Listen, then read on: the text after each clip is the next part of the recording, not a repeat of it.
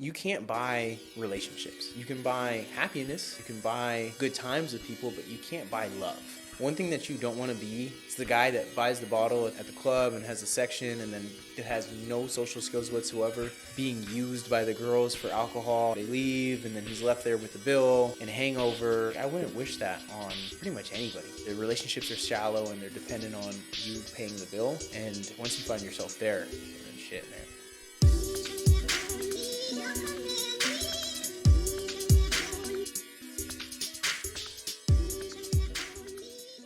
He's like, hey, Tristan, how easy would it be to pick up girls if I had a Lamborghini? And I just drove around town and picked up girls in my Lamborghini. And it clicked in my head. It's like, dude, okay. There's some people that won't pay $29 a month for my course. There's other people, to solve this problem, they'll spend $40,000 down and $2,500 a month on a Lamborghini. It's like, this person will pay $100,000 over the course of a year to fix this problem. This person won't pay $1 a day. Oh, I'm just targeting the wrong people. Okay.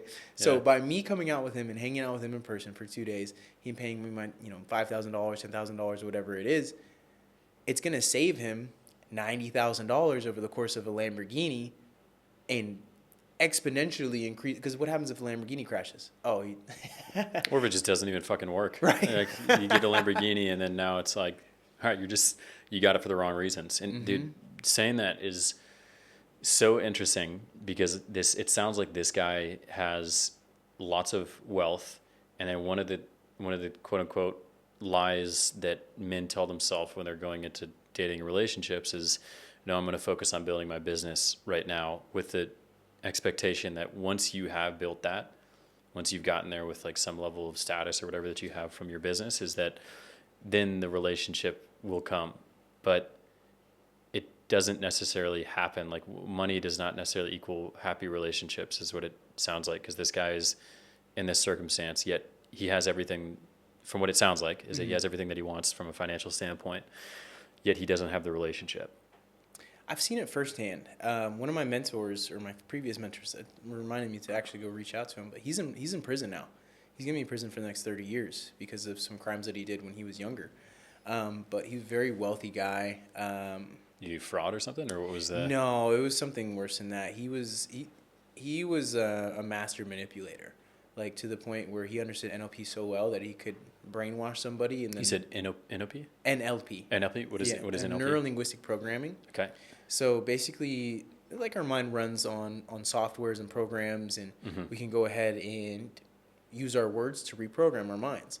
But he would figure out what somebody's wants, needs, and desires are, put himself in the middle of that. So here's what you want, here's where you're at. I'm going to put myself in the middle. That's sales.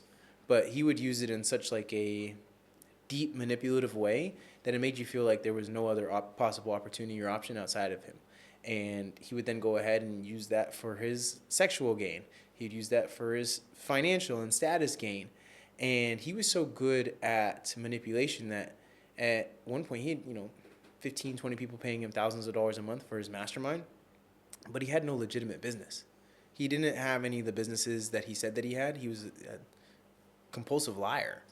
But he was so good at manipulating people in sales and shifting narratives that, there's people that, well-known names, people with millions of dollars and social presences, and like people that you would think, oh, there's no way that person would get fooled. You'd be surprised. You'd be surprised.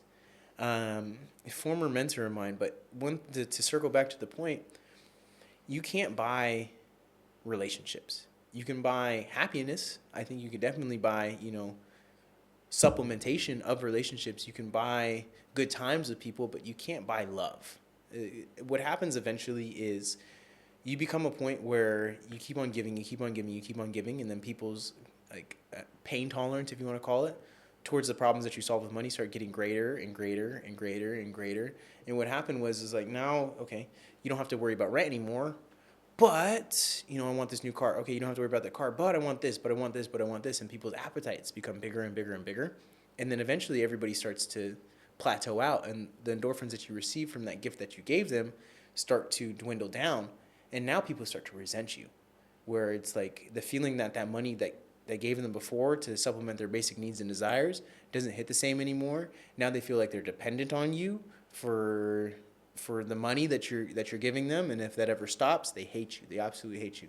But eventually, it comes to a point where it's like they take it for granted, and the emotions that they show you are only dependent on the money that you provide them, and then it's not a sustainable model of life, of business. And one thing that you don't want to be, and one client that I've worked with is, so many clients that I've worked with, it's the guy that buys the bottle at the club and has a section, and then it has no social skills whatsoever. So he's basically just, being used by the girls for alcohol, and then once they get what they want, they leave, and then he's left there with the bill and hangover, and it's like, I wouldn't wish that on pretty much anybody. Like, if I had to choose between great monetary skills and great social skills, if I was forced to choose between one or the other, I'd choose great social skills, to be able to understand and really connect with somebody.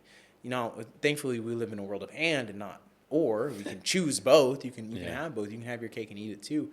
But I wouldn't, to have social skills, or to not have social skills and have a whole bunch of money. I've seen it firsthand where the relationships are shallow and they're dependent on you paying the bill. And once you find yourself there, then shit, man. Do you often find people in that circumstance? You'd be surprised. So my audience, there's 1 million people. And for some reason, not for some reason, for what I saw when I was going through the DMs, it's like everybody in here is broke. Everybody in here is broke. But when I start traveling, I start meeting people, and then I see that other people of their friends, they follow me. These guys all have money. Like, this guy's a trader. This guy is a business owner. This guy has a podcast. He's like, it's like, oh shit, I need 12 people that probably have, net worths of mid 6 figures that I could just tell off of their what they present to the world. I don't know for certain. But it's like, oh shit, these people have money. And I start going a little bit deeper, and I start working with clients, and I'm like, oh shit, there's people with money out here. There's an ass for every seat. So what I was trying to do before with the low ticket, it's like, okay, let's just do a super high ticket client, somebody that has a business or they're really good at sales and they understand people in that area of how to provide a service. But when it comes to relationships or romantic, they really struggle. And what I find a lot is that these guys, they do the meditations, they do the journaling, they do the inner work, they build the business, they have, decent bodies. They're not by any means, I don't work with like morbidly obese people or people that have absolutely no social skills, because to take somebody from a 6 to a 10 is a lot easier than taking them from a 2 to a 6. It's just like how much effort and work is necessary to get people up to that point. But what I found is those guys that do all of the quote unquote work are really avoiding the work. And the craziest thing, I could change somebody's life in 30 minutes on a Zoom call with them. Go to the mall right now. Let me see what your surroundings look like, and I'm going to tell you to go talk to that person right now. It's going to be the scariest thing that you've ever fucking done, but you're going to do it right now. I'm not asking you, I'm telling you. And just like, and then over 30 minutes, they go talk to 5 people, and when the last, year they haven't talked to anybody, and it's like, okay. That's the point.